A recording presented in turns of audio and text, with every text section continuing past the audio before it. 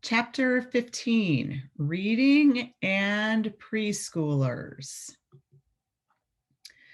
This is an important thing. Preschool is when children really start the process of developing their reading skills. From 0 to 3rd grade, we learn to read. From 3rd grade on, we read to learn. So this is when it is developmentally appropriate for children to start understanding how reading works. All right, so we know that writing, listening, speaking, reading, and viewing are all interrelated. Those are language arts skills that are interrelated. Children who are likely to be less prepared for reading often come from lower income families. They may be from families who aren't native English speakers. They're attending a school with low reading achievement. They may have, developmental delays that make it harder for them to read. And then parents with reading problems impact a children's readiness to read. So the kinds of things that we want to watch for delays in are letter identification. If you have a 4-year-old who doesn't know any letters, that's an issue that we're going to need to address. Understanding the function of print. You can't ask a child, what does print mean? But you know when a child understands the functions of print if they can look at a book and tell you a story, if they can say, this is a list of whatever. They know that print is there to help communicate something. If you see children who can't remember stories and sentences, if they have trouble understanding sounds and the parts of words, if they have difficulty with receptive language skills, so that's if you say something, you aren't sure that they understand it. If they have problems with expressive language, they have a problem telling you something, or just overall language development. Okay, so areas of reading instruction. Phonemic awareness, that's the sounds of letters and words. Phonics is how we put words together. Comprehension is how we understand it. Vocabulary is what different words mean. And fluency is how well you do it all together. Phonemic awareness is one of 2 best predictors of reading success. So phonemic awareness is identification of speech sounds. Identifying sounds assists children with segmenting sounds and words necessary for reading and writing. So the leap that you go to from the words that you say to writing or reading them, right? You have to understand that the word that you say has sounds, and those sounds are represented by letters. And when we put those letters together, it makes a word, and that word has meaning, right? So when I say cat, a child has to, in order to be able to read, we need to think about cat. So I know what that sounds like. I know what each letter put together sounds like. I know how that looks as a word, and I know what it means, what cat means, right? And your brain does that like that. It's crazy. Okay, so how do young children learn best, and what is the danger of forcing formalized reading instruction too early? How do young children learn best? They learn best through play, experience, through hands-on stuff. And the danger of forcing formalized reading instruction too early is that 1, they don't have the cognitive developmental ability to understand what you're talking about. And 2, you're making it annoying and hard and weird and frustrating for them. And when you think about how important reading is, and you do it every day of your life for the rest of your life, if you are bummed out about it when you're 4 years old, that's a long time to have to deal with something that you don't like to do. So the most important thing is that we don't force them to do things that aren't fun or interesting in the pursuit of reading at a young age, because it ruins it for them, right?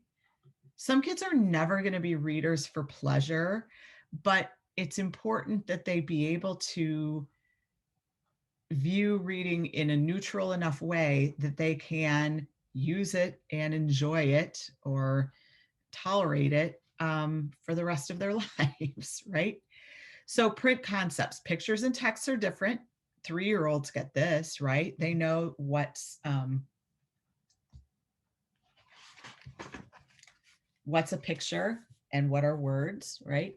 That print tells a story, right? Stories have predictable features.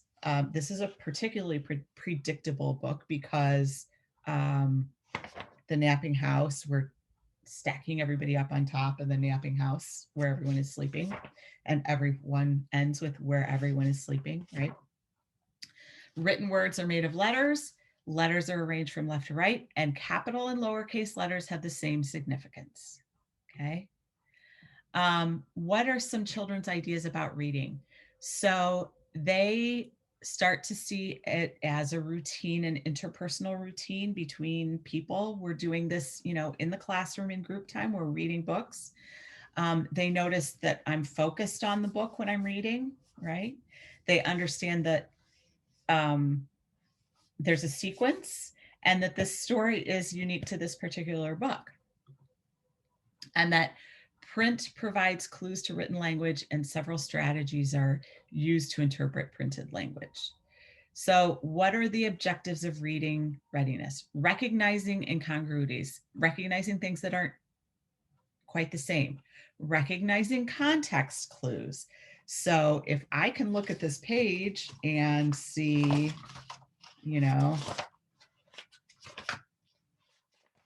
it looks like they're sleeping, right? That's a context clue. Building vocabulary through experiences, having reading experiences that help children get new, different words, going to places where they pick up different words, going to a museum or a zoo or someplace where there's a different vocabulary, increasing speech output.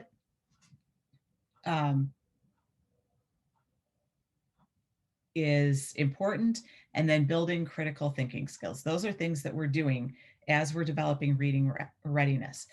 We're developing self-confidence.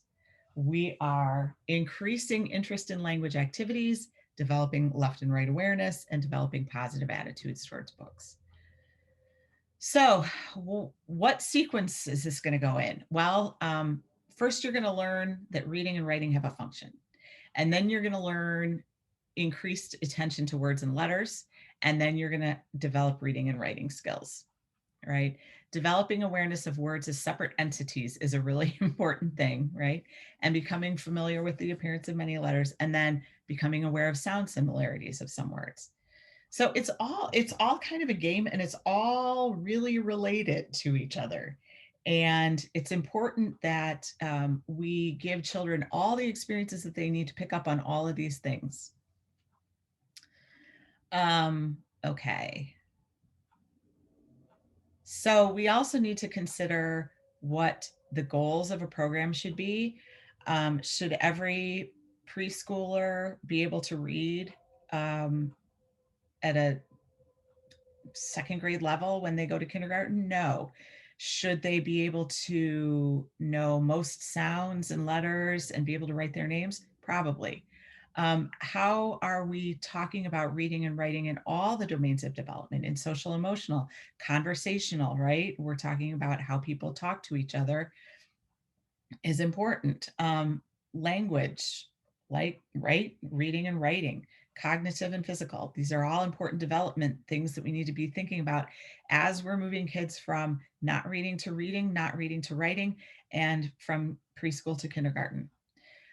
Some ways that are used with school age children, the natural approach, which is sort of giving them all the things that they need and then helping them, but not, rote learning.